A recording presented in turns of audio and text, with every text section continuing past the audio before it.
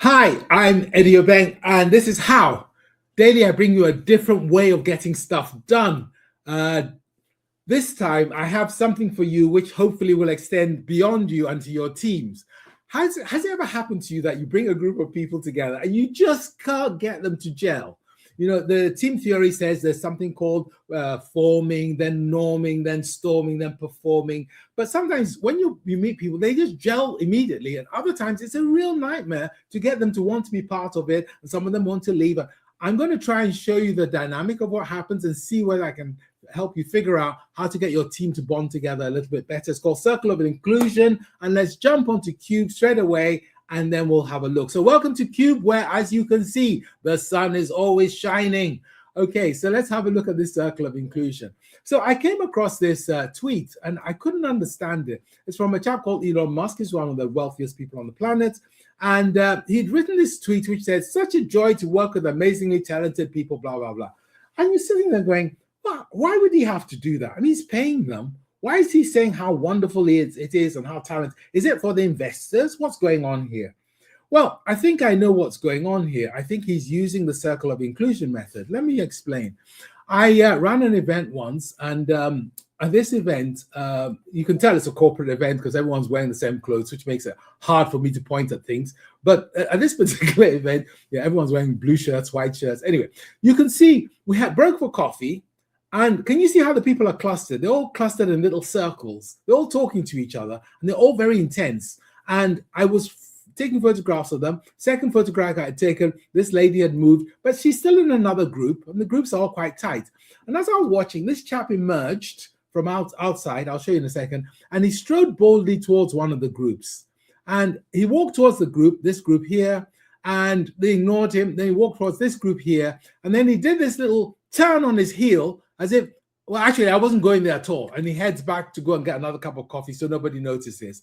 What's happened is, you will have had this happen. You go into a room, all the people are in groups. You decide which group looks the nicest and least intimidating. You head for that group. When you reach them, they're all standing shoulder to shoulder and ignoring you, okay? And so you turn around and walk away again. That is the battle for inclusion, basically. You know, you've decided to be included with them, but are they going to let you in? Okay, sometimes you're lucky and they open their shoulders and then you join in. When you join in, great. Now you listen to what they're talking about. And all of a sudden you discover what they're talking about is really, really terrible. They're talking about either football or politics. I know something boring, okay? So you try and change the subject, and then they look at you and they ignore you and carry on what they're saying. Okay, at that point, you leave that group because you tried to take a more balance of control of what was going on, and they wouldn't let you. So if you're lucky, when you bring your new topic of something exciting like food, they also join in. I just asked them, okay. And so now you've got past the battle for control. Everyone's now joining in. And then there's a bit of openness. You say, well, actually, when I was coming here, I wasn't sure I was going to get anything to eat until I ate lunch before. Ha, ha, ha, you say. And everyone joins in, and they share something personal, something about themselves, and they're open. If you can get past that inclusion challenge, past the control battle, and get to a level of openness, you have a team which is going to be engaged. So let's have a look at the pet. So what happens with the pet is I think about it as a spiral. It's a spiral going from inclusion to through openness, through control, and up and up. The question is, how do you get these things to happen? You remember that the quote I showed you from Elon Musk? What he was doing there was he was really saying to the other people in his companies, oh, you really want to be in this organization because you get me, and I'm the richest man in the world, but also you get all these other talented people. Come on, come on, come on. So that's really an attempt to try and drive up inclusion. That's what he was doing there. But you have to have strategies yourself for these other areas. So I'm going to show you two things. One, not everyone cares the same amount about each thing. Some people really want to be included, some people don't. And there are different profiles. It's useful to know who you are, but also to think about your team. Are they party animals who want to be there all the time? They really want to, they show they want to be involved, and they are always involved. Are they sort of the people who complain because they don't show they want to be involved, and when you leave them out, they say, oh, they didn't ask me, why did they ask me? Are they sort of no-shows who say, yeah, I'll be there, and then they never, ever turn up? And you go, why did they say? Fred said he would come, he didn't come, etc.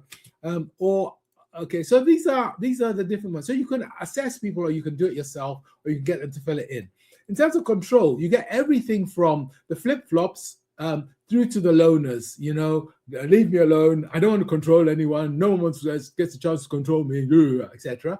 And through to the open people, the ones who are over-friendly and they tell you their whole life story and everything they've done wrong in their lives, right the way through to the dead clams who don't ask you anything and don't tell you anything. So for each of these, you need a different strategy in order to try to make sure that you can actually move forward. And the strategies, I'll move this one out of the way so we can have a look at some of the cheat sheet strategies. It tells you things like, you know, take time to talk to them, don't pressurize them. So each of these has a different strategy to get that person to come into your circle. And once you got them in your circle and you've got your thinking around it, just capture it.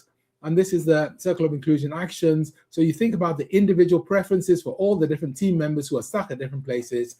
And boy, will you have the best team, totally included, totally cohesive, totally interdependent, and circle of inclusion. There's a quick guide, as you know, qub.cc/quick guide, pets/circle of inclusion. And of course, there is always the newsletter, which you can use to go back and have a look at what we've covered.